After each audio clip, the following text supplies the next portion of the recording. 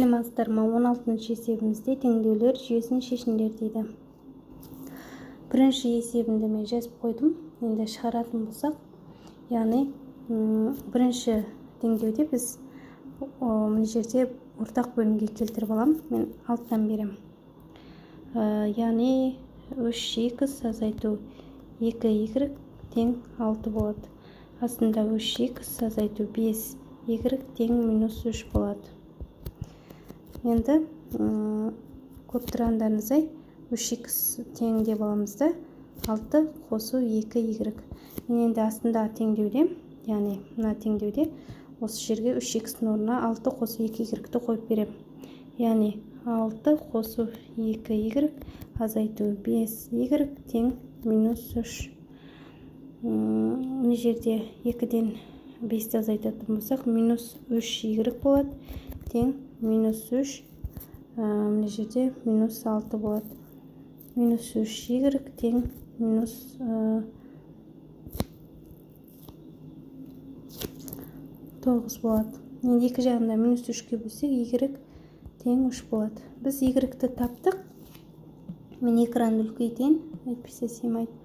Экранды үлкейттім. Y таптық. Енді x табу үшін мен y-ның орнына 3 қойып берем. Яғни 3х азайту 2y тең 6. Осы теңдеу шешетін болсақ, 3х азайту 2y-ның орнына 3 қоям.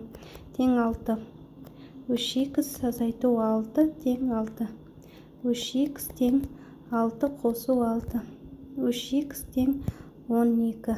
Екі жағында 3-ке бөлсек, x тең 4. Яғни бұл есепте екі жауап бар, 3 және 4 деген. Келесі біз бірінші есеп шығарамыз. 16-ші есебіміздің екінші есебін жаздым. Екінші есебімізде ортақ бөлімі бірінші теңдеуде мына жерде 4 болады. 4. Екіншісінде 14 болады. Біріншісінде шығарылайық. 4-тен берсем, яғни x болады, 1x -4y тең -4 бесім 20 болады. Келесі ортақ бөлімі 14 дедік, яғни 7-тен берем. 7x -2y тең 14-ті 3-ке көбейтетін болса 42 болады. 42. Бізде теңдеуіміз осылай болды. Енді x табу үшін мына бірінші теңдеуде x азайту 4y тең -20 деп тұр. Осыны шығарып алсақ, x тең -20 қосу 4y болады. Енді мен осыны x-ның орнына қою үшін келесі бізде теңдеуіміз 7x азайту 2y тең 42.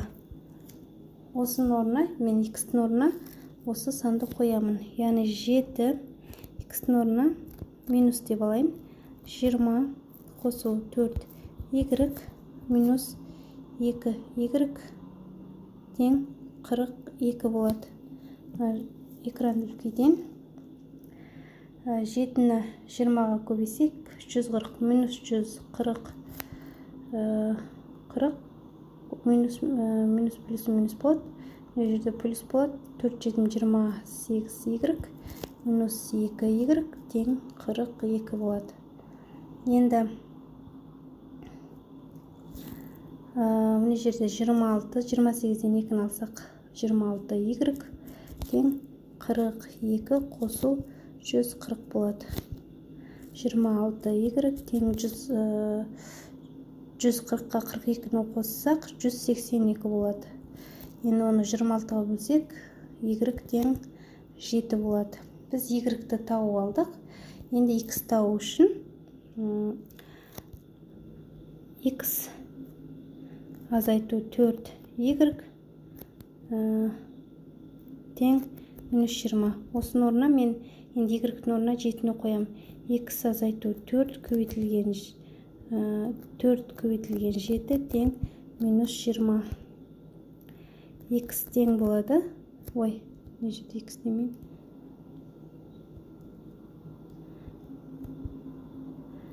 X азайту 428 тең минус 20. X тең минус 20 қосу 28. Енді мына жерде минус плюсім азайтылады да, үлкен таңбасы қойылады. Сонда 28-ден 20-дан 28-ді азайтсақ, яғни 8 болады. 28-ден 20-ны азайтқанда үлкен таңбасы қойылады, яғни 28-дің таңбасы қойылады. Демек, x тең болады 8. Бұл есептің жауабы 7 және 8.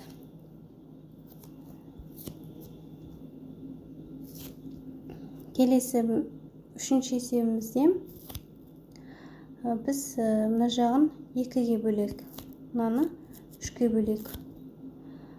Мына жерде жазайын. 2-ге бөлсек, яғни 2-ге бөлмейміз, кешіріңіздер, көбейтеміз деген сөзім. 6x азайту 4y тең 2 мен 2 қысқарады, 1 болады.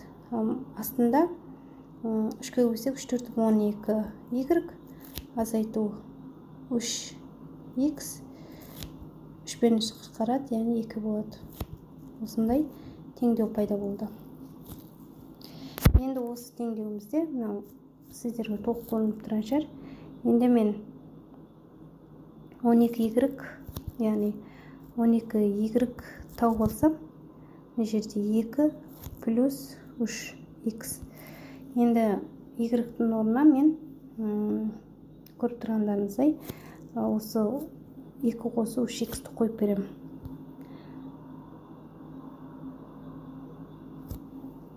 Мына жерде 12y деп алмайық, яғни 3x деп алайық. 3x 12y азайту 2 тең 3x деп алайық. Осылай алсақ, теңдеуіміз оңайырақ болады. Онда 6x азайту 4y тең 1. Мына жерде 3x болу үшін мен мысалға 2 көбейту 3x деп алайын. 2 көбейту 3x азайту 4y тең 1 болады. 3x-дің орнында бізде 2 көбейтілген жақша алайын. 12y азайту 2 бар. Азайту 4y тең 1. Енді осы теңдеу шешсек, 24y минус 4 минус 4y тең 1. 24-тен 4y алсақ 20y тең болады. 1-ге 4 қосамыз 5. Y-ті табу үшін 2 жағында 20-ға бөлсек 5 бөлінген 20. Яғни қысқартатын болсақ, 5-ге қысқарсақ 1 бөлінген 4. Осындай сан шығады. Экранын үлкейтейін.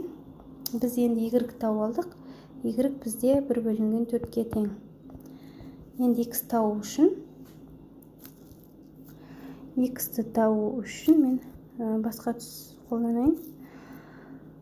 6x мына жерде 6x азайту 4y тең 1. Осыға мен y-дің орнына осы санды қойып берем. 6x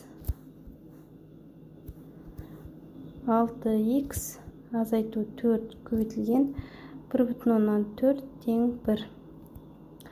4 пен 4 қысқарады көбейтуде. 6x азайту 1 тең 1 қалды. 6x тең 1 қосу 1. 6x тең 2. X тең болады. 2 жағында 6-ға бөлсек 2 бөлінген 6. Яғни 2-ге қысқарсақ 1 бөлінген 3.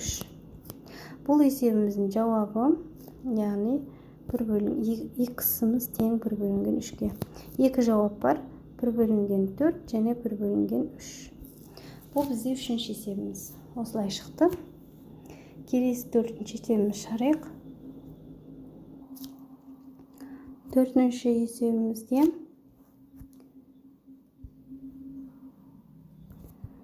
2x азайту 3y тең минус 1. Y бөлінген x тең 0,175. Бұл есебіміз шығару өте оңай екен.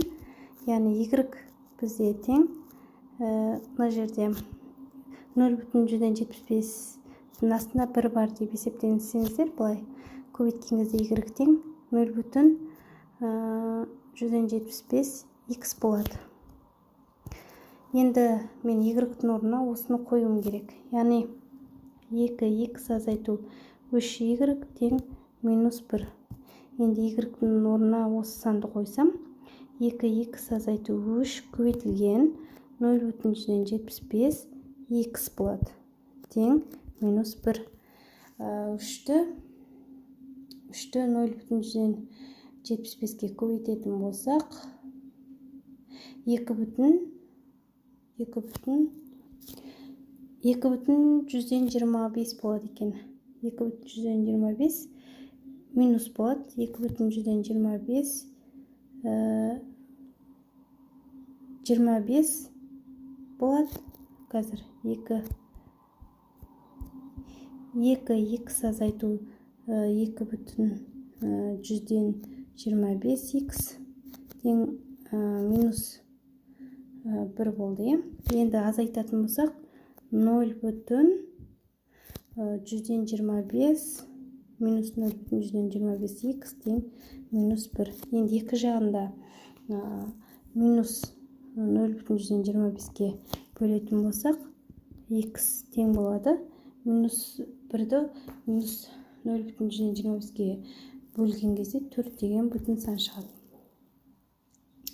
Бізде енді x-іміз 4 болды. Енді y тауып алайық. Y тауып өте оңай. Яғни y бөлінген x тең 0,175. Бізде x-іміз белгілі. X-іміз мына жерде 4 қой. Y бөлінген 4 тең болады 0,175. Енді y тең болады 0,175-ті көбейтемін 4-ке. Y тең болады, яғни 3 деген бүтін сан шықты. Бұл есептің жауабы 4 және 3. 3 немесе 4. Яғни осындай жауап шықты. 4-ші есебіміз